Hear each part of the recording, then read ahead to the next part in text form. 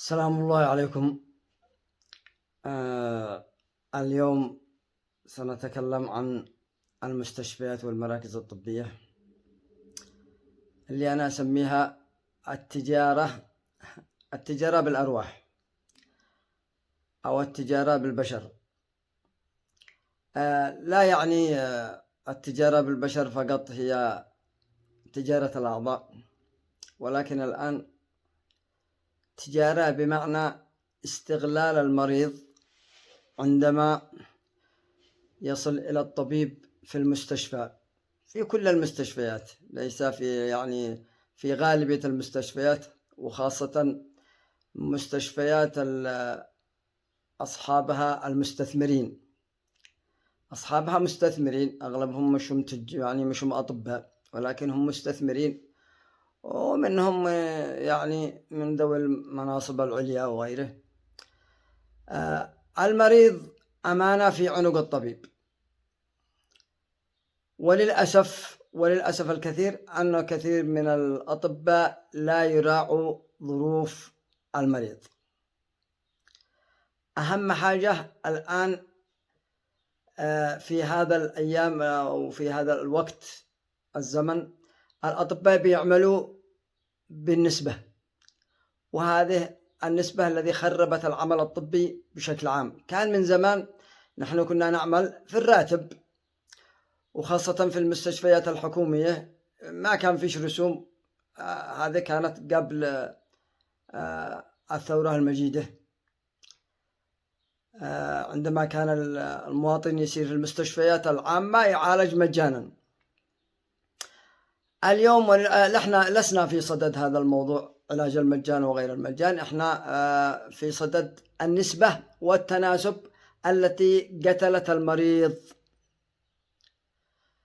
المريض الآن يدخل المستشفى عند الطبيب، في راس الطبيب موضوع حاجة اسمها النسبة، ولا يستمع إلى المريض ولا عن ظروفه ولا عن حالته ولا عن يسأل، سؤالين بالكثير، وللأسف إنه سؤالين فقط، وقلمه جاهز للإرسال إلى الفحوصات، الكشافة، الأشعة، السيتي سكان، كثير من القوائم هناك جاهزة للإرسال.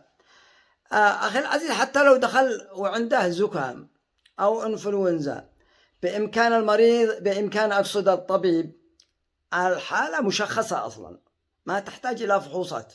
كثير من المرضى عنده وعكة صحية، بمعنى مرض بسيط، وهذا الوعكة الصحية يدخل لك الطبيب في دوامة وتوابه،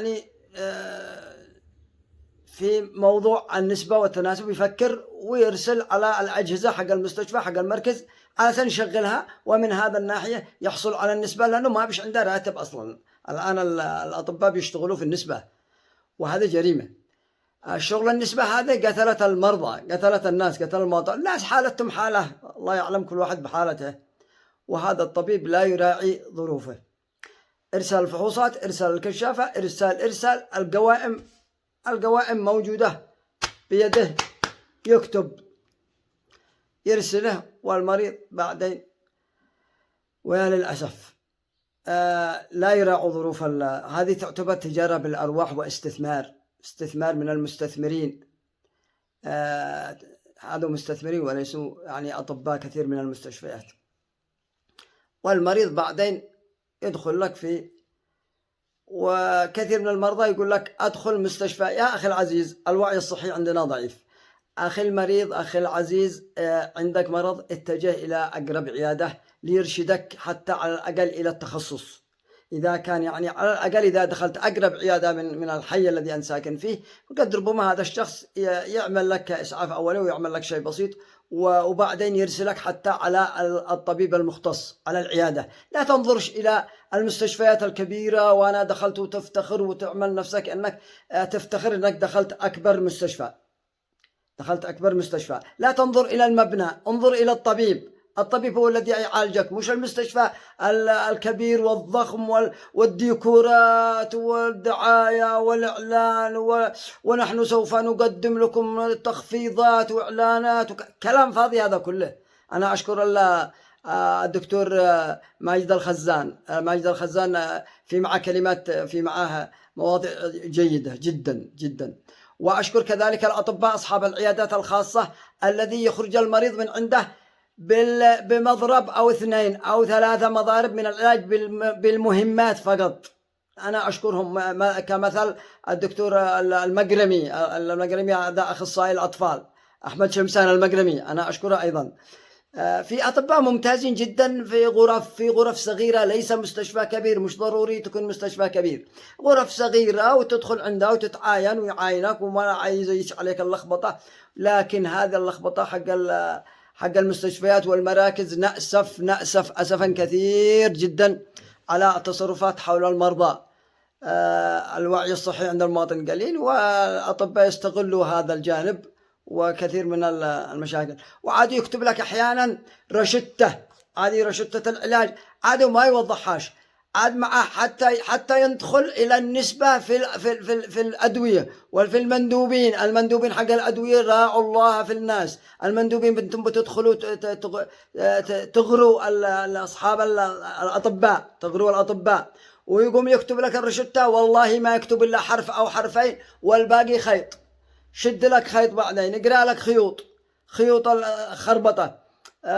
تدخل يخرج المريض يمشي لك على 20 صيدلية ما قدروش حتى يفكوا الرموز حقها، يكتب لك رموز حرف حرفين على أساس إنه ترجع له عندنا للمستشفى أو للمركز، يكتب لك بالأسماء التجارية، ما يكتبش حتى بالاسم العلمي، بالاسم التجاري. وهذا نأسف. نرجو من الجهات المختصة أن توجه الأطباء بكتابة الأدوية بالاسم العلمي، وهذا ما هو موجود في كثير من الدول العربية والدول القانونية في القانون الطبي، على أن الطبيب يكتب بالاسم العلمي وليس بالاسم التجاري الذي توه الناس وأتعبوا الناس، وتجارة بالأرواح وتجارة بالبشر.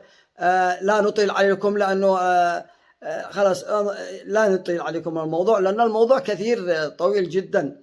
عفوا. السلام عليكم، تحياتي لك. إن شاء الله نكمل المواضيع في الكلام القادم بإذن الله. في أمان الله.